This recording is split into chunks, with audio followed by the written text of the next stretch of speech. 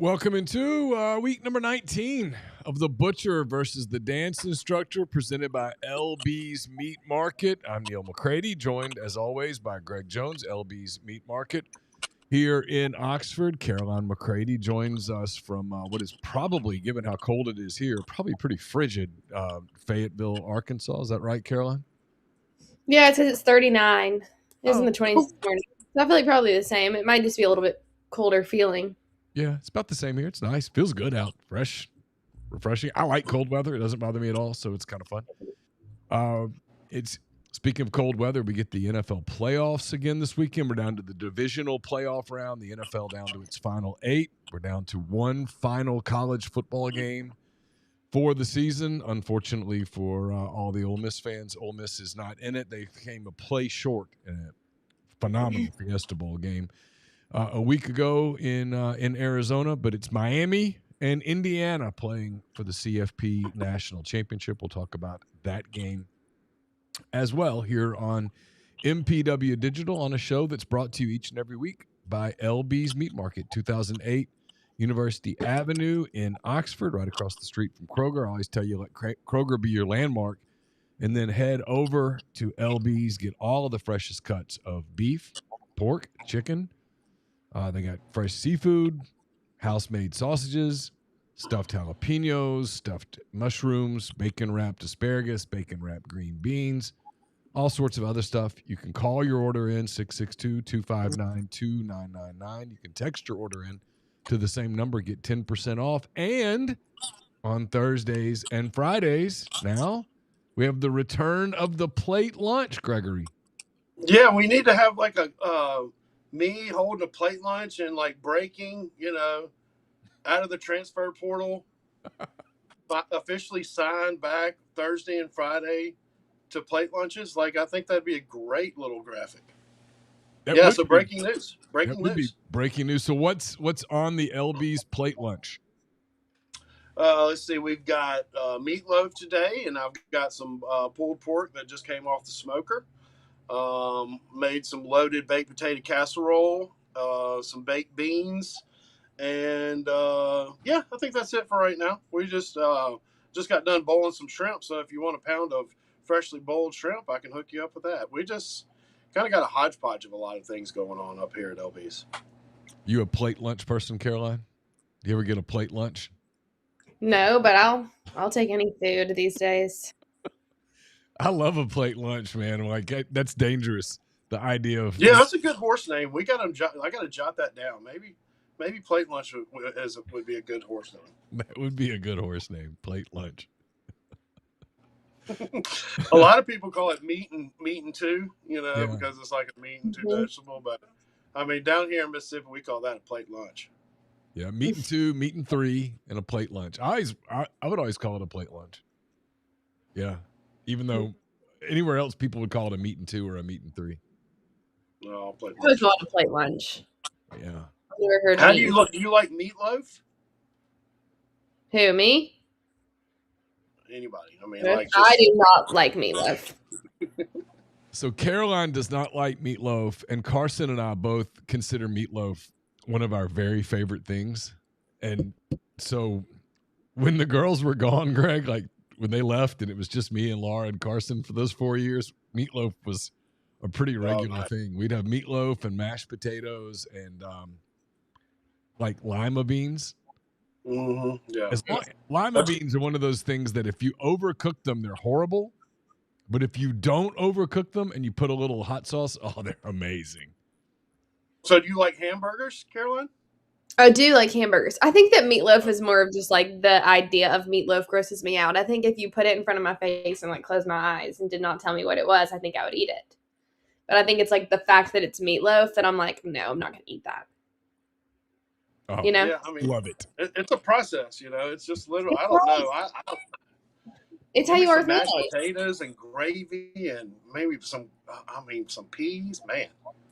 Oh, I know. Yeah. People are weird about food. I mean, I'm that way about mayonnaise. It's been established, and yet there's a dish that we've talked about it on this show that Laura makes or used to make, doesn't make anymore because now I probably wouldn't eat it because of the mental thing. But it was essentially mayonnaise chicken. She baked it, and I thought it was the most incredible thing. And then I found out it was mayonnaise, and I'm like, no, I'm out. That's no muss. Yeah. Yeah, no, it's almost kind of like, oh, here's a cool question. How do you feel about Buc-ee's? Do you like Buc-ee's? Do you always walk? Do you like drive by and you say like, I'm gonna stop at Buc-ee's? It's like anytime I go to like Dallas, which I don't go crazy often, but I go like probably once or twice a year. If I can like map out time, like if I'm not in a rush, then like yes, we will stop. But I don't usually get like a full blown meal from there. I'll just get like snacks that you would find at a typical gas station. Man, it's so overwhelming. Yeah, it's just my like thing. You walk in and. So the one in Leeds, Alabama, like when I'm driving to Atlanta for work, if I'm in a hurry, I don't stop because it's too overwhelming. Yeah. If I'm not in any kind of a hurry and I'm in a good mood, I'll stop at Buc-ee's and walk around and typically kind of enjoy it. But if if I'm busy at all, or if there's anything like that's got me remotely stressed, Buc-ee's is bad. Yeah. Yeah. I mean, there's a couple things. I mean, I like that. There's a couple things like I have to stop for. Like, I don't know. Just feel like I just have to stop because I can't get anywhere else. They do have a good brisket sandwich. Okay. I like the red velvet cake, the cakes. Of course, I can get at that at a local bar, and then they've got a beaver tail. That's kind of like a cinnamon. I don't know. I mean, they've got kolaches, boudin kolache. I mean, just what's crazy is they do not sell Gatorade. Really? Walk around and see if you can't find a bottle of Gatorade in that place. That's crazy. Interesting. Pretty wild. But yeah, no Powerade or Gatorade. I think it's just all kind of other it's kind of weird. Caroline, last year, Aka had not been here long at all, and they had a tournament in Atlanta. And so we stopped at Buc-ee's. he was completely overwhelmed, and he got back in the car and he said, "That was the most American experience I could ever imagine." Yeah, I'm sure. Yeah. They all had the big brisket sandwiches and the huge cinnamon rolls and the big things of the chips. What do they call them? Buc-ee. Yeah, Buc-ee chips, maybe? Chips, whatever. Beaver chips or whatever. Chips. Yeah. Beaver nuggets. Beaver. Yes. Yeah. It's like a pure sugar ball that you just. Yeah. It's like the worst thing ever for you. Yeah, they were going through bags of those, and I was like, "You guys, man, y'all are going to be so disgusting to be around later." But they all had fun. So but Aka was like, "It's an experience." Like I said, it's very overwhelming sometimes because like sometimes you catch it and you're like, "Oh, nobody's going to be here." Say at like 10:30 or 11 o'clock at night, and there's 5,000 people in there, and I'm like, "Where are all these? Where do these people come from?" It was a phenomenal concept, though. People love it. Yeah. It's always full. There's one coming to Ruston, a Buc-ee's. It'll. Really? Yeah, there's one coming to Arkansas right there at the bypass where you get on Hot Springs, and they finally got that stretch of interstate done. That was brutal. Now it's really nice, and you can get to Hot Springs real easy. It's a 3-lane, and they've got a Buc-ee's in Bentley, I think, or Berkeley, maybe. I don't know. In Arkansas? The town before you go to Hot Springs. Okay. I didn't know that. Yeah, so that'll be out of the way. Like it's a little bit. It's on is it I-30? Yeah. Yeah. Yeah. So it's kind of out of the way. Like you're going to Texarkana. Yeah. It's like when there's that split, in Little Rock. All right, so Caroline, we've been teasing this for a while now. This is the big dance competition weekend in Orlando, right? We got that, and then you're going to Kansas City for dance. Fill us in on what's going on in the world of dance. Well, I'm going to Kansas City tomorrow for a dance competition. This is a safe space that I can say this out loud. We have a competitor dance studio that it is actually a teacher from the studio that I teach at who quit and opened up her own studio and took some kids with her. Whoa. Will be at the same competition. So it's going to be Dance Moms 2.0 this weekend. Wow. I don't know whether to be excited or to be dreading it. So that's do we need to call Netflix? That sounds like a Netflix show. That sounds like a Netflix show. Yes. Yeah. So she pulled a Lane Kiffin. She quit on her studio and took players with her to In the middle of the season. studio. In the middle of the season, actually. The She quit middle in of the February of last year. So Wow. Wow. Yeah, and this is our first competition. This now. Yeah, so that's what's happening this weekend. And then on top of that, there's UDA Nationals, which is the college nationals. And that starts tomorrow. We're going to get to that in a minute. I got to go back a minute to the other. When you all see each other, do you speak? I'm going to speak, but I don't know. So I will say friends with this lady. This lady, I think that she's not going to listen to this. She's like in her 40s or 50s maybe, and like she's dance taught probably for 30 years or so, 20 to 30 years, depending on how old she is. And I think that she thinks she's better than me. Therefore, I don't think she knows my name. She never interacted with me at the dance studio. Like, we would like walk past each other in the hallway and she'd be like, hi, versus like the other teachers I'm friends with. So she might look at me and like be like, she looks familiar and not know who I am. I mean, I'm going to have on like legacy merch, of course. But then some of the kids and the moms that are there, like one of my 4-year-olds from last year is there now. And so, of course, I'm going to talk to the 4-year-old. I mean, she's now 5. But she left in the portal. She got in the portal. I mean, she sounds like more like Nick Saban than Lane Kiffin. Just grumpy old lady that doesn't realize that she's outdated. I don't know. Is that a mean thing to say about Nick Saban? I don't know. No, it seems fair these days. And apparently the studio is like so expensive, and you have to pay like thousands more a month to get time with this teacher that I'm talking about. And if you don't pay that much money, then you get like one of like the bad teachers who are like in college or like younger and not as much experience. Like only like 5 or 6 dancers get to like have time with this specific teacher. So she only gets the 5 stars and the like elite and VIP for all these girls. This sounds like the Lane Kiffin experience, because Lane gets tight with certain players. Yeah. Yeah, man. Just hey, kick him over there to old what's his name? What's that coach that we just hired a couple months ago? Yeah, give it to him. Yeah, like he doesn't even know the coaches. Yeah. Wow. That's great. This is dramatic. All right, so let's talk about the competition in Orlando. Teams. Who are the teams to watch for? Who are the teams that we expect to emerge as do we still have the sisters? Do we still have the sister rivalry? No, the sisters. I think both sisters have retired now. And one of the sisters is coming to Fayetteville in a few weeks to my dance studio, actually next week. Oh. Which is exciting. I'm going to get to meet her. Her name is Ava, and she was on the Minnesota dance team, but then her sister's name is Ellie. And I think that they're both choreographing for their teams that they were on, but Ava was on Minnesota, and then Ellie was on Ohio State, and those are the two that are like the best. So are they basically the same people? Or are they like, I know they're twins. Are they still like, are they very similar, or do you like one or the other one? Or you? I don't know the difference in the two. I don't know. They're identical twins. Okay. But their parents would always go to nationals in like half Minnesota, half Ohio State merch. And it's always like they compete, like you compete. There's all these different divisions. So there's Palm, there's Jazz. And those are the two that they're big in. And so usually Minnesota wins one and Ohio State wins one. I don't think it's happened. Well, a few years ago, I think it might have been Minnesota won both. And then LSU they did not win last year, but they're the best in hip hop. Last year they used umbrellas, and the umbrellas broke when they were doing the dance, so they lost.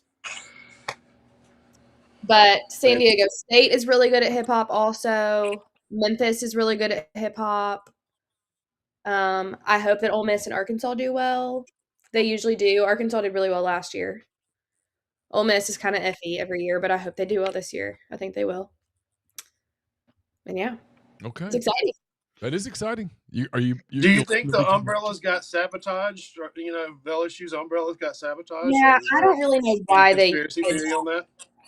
That's really risky that they did that. But I don't think that they'd ever broken until they were on stage.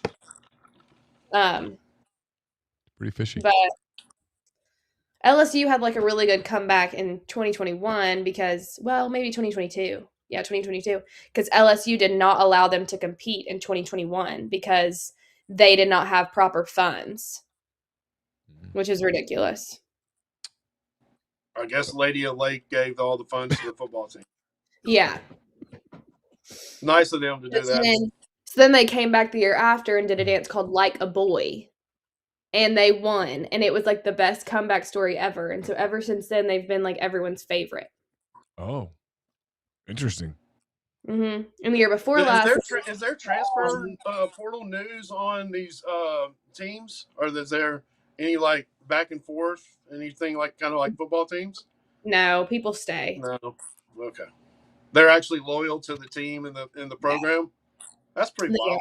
Well, because they don't get all this money. Yeah. That's the thing is all these dancers and cheerleaders, like I think Rebelettes, it's online, but I don't think that they get much. I think they might get like an $1,000 scholarship every semester, which is absolutely ridiculous in my opinion. I mean, yeah, no, this is for love of the game as opposed to the what has happened to football and basketball and I guess to some degree baseball, which has become for love of the money.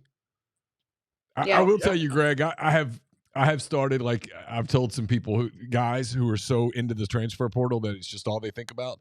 I'm like, you do know you can never make fun of like reality television again, right? You understand that you can't make fun of anything that's just drama because that's what this thing is. It's just pure. It's just drama it condensed into like a 3-week period for men. Yeah, no, I mean, between all the the shark emojis and the tiger emojis and the handwriting emojis, and I even threw some fish and pig emojis out there to let people know I was, still working and producing on social media. So it's wild. It's just not fun for the fan anymore. Honestly, like I'd much rather sit at my home and enjoy myself and not dump any money and go into a game. I don't know. It's just not fun for the fan anymore, I don't think. It's an interesting time, that's for sure. All right, let's jump into some picks. Last week, guys, it was a challenging slate of games. You both did well. You both went 4-4. Greg, you got 4. Caroline, you got 4. Greg, you're now 78-79. You remain 12 games back of Caroline. She is 90-67. She probably has clinched the championship at this point. It's yeah. I might as well shave my beard now. Was that your punishment if you lost? You were shaving your beard? We're gonna have no. Okay, it's gonna have to take a little bit more than a little friendly contest than to get rid of this beard. Yeah, I can't imagine you without a beard.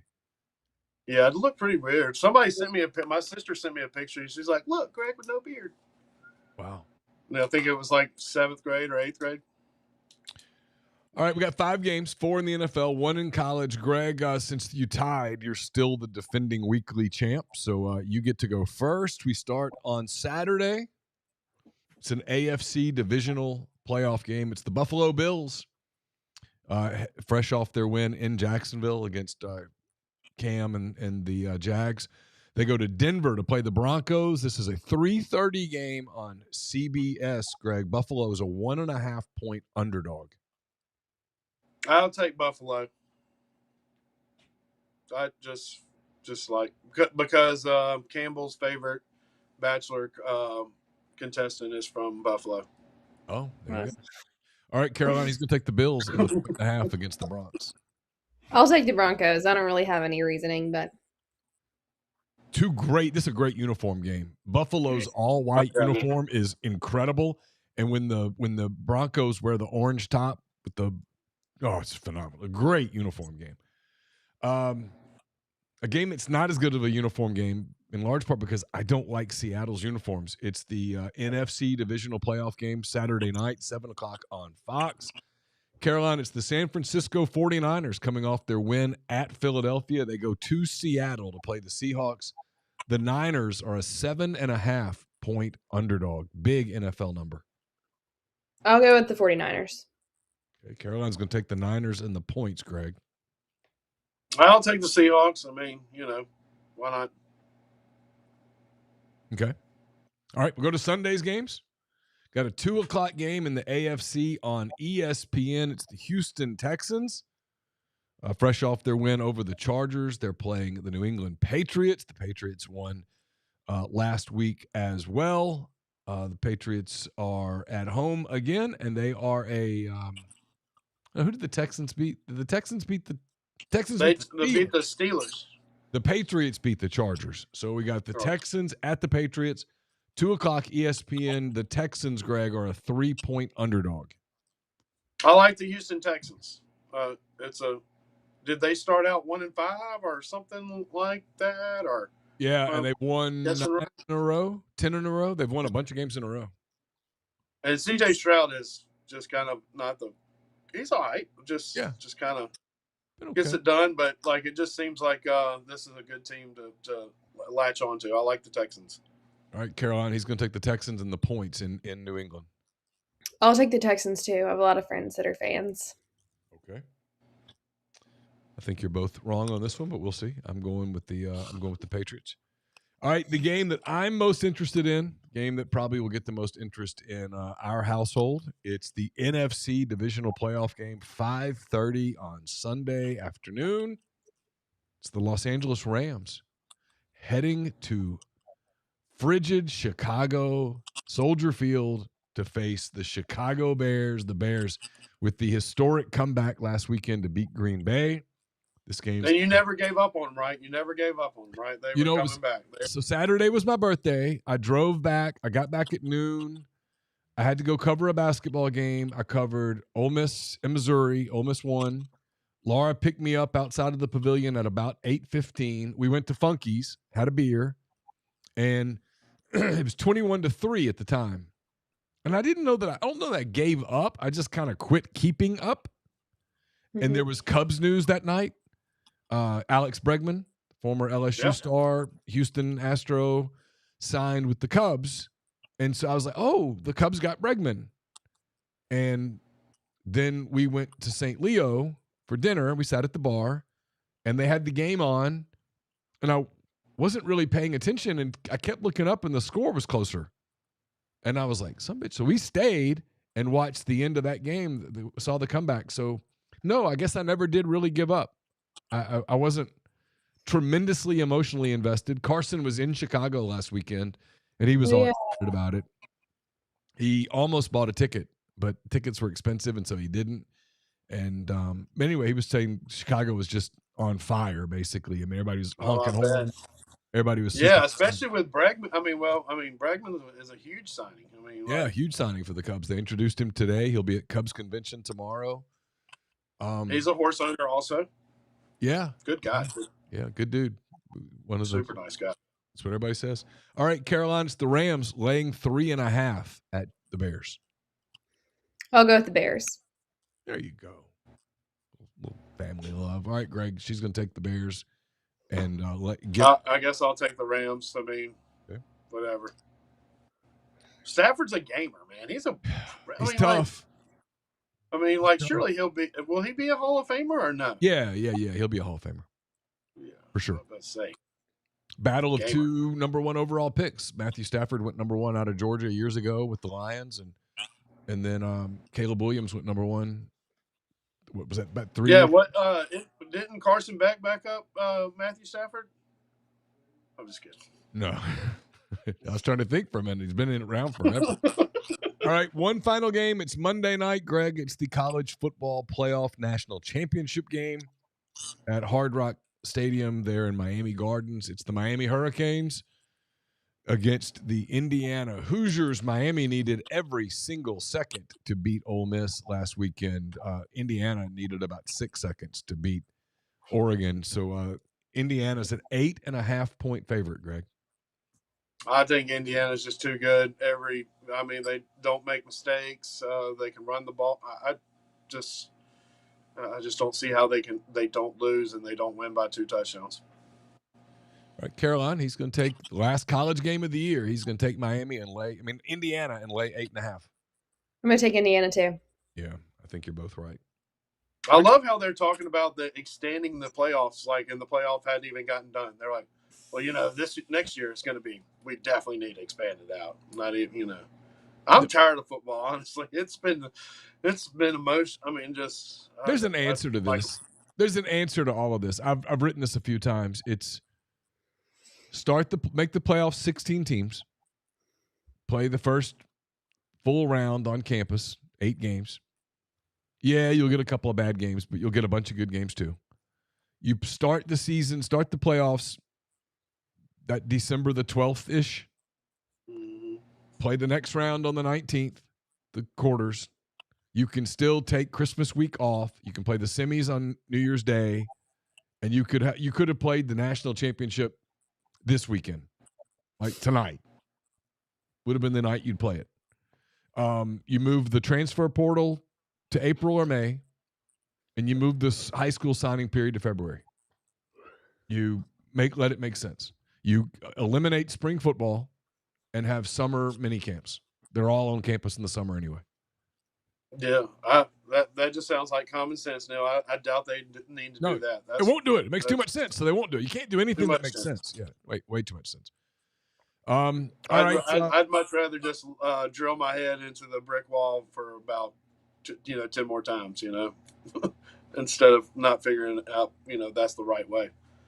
So next week we'll just have a couple of games. We'll have the AFC Championship game, the NFC Championship game. We'll have a quick little show, and then we'll take a weekend off, and then we'll have the season finale. We'll do our annual Super Bowl show, which is mostly about food. And I saw a recipe today that I'm like, oh, that looks good, where you take the queso and all the stuff on a sheet, you cook it on the sheet, and then you take it and you pour it off the sheet onto the chips. It looked interesting. Wow. Yeah, Laura would never allow it, but it looked absolutely fascinating. Yeah, no, now, I mean, you can sit there and scroll through Instagram and see now that we've mentioned something about food and Super Bowl, like, this recipe will be great for Super Bowls. Yes. So, exactly. Yeah, sliders and all that. So now my timeline is going to be chock full of it. So I'm definitely going to take some notes. I'm a big Super Bowl snack guy. So we'll do that next couple of weeks. We'll be back next week with our little NFC AFC Championship edition of the show. Don't forget LB's Meat Market, 2008 University Avenue in Oxford, 662-259-2999. You can call your order in. You can text your order in, get 10% off. And it's not too early to start thinking about some of your Super Bowl fare. You can get some of the LB's ribeye sausage, put it in chili. Phenomenal. Game changer. Also, my sister does the chicken jalapeno in her Rotel cheese. Ooh, yum. Oh. I bet that's good. I'll have to try that. She goes, Greg, you should be selling this. And I'm like, well, we do sell the sausage. Like, yeah, I'll have to try it. And then you just have to go lay down someplace for like several hours and just don't move. Yeah, I'm about to make the chicken spinach feta sausage, and I'm putting Alfredo and mozzarella in it. So it'll be basically like kind of like almost turns into like a chicken Alfredo sausage. All right, we'll stop with that. For Greg Jones, for Caroline McCready, I'm Neil McCready. Until next week, have a wonderful weekend. Enjoy the games, and we will talk to you again soon.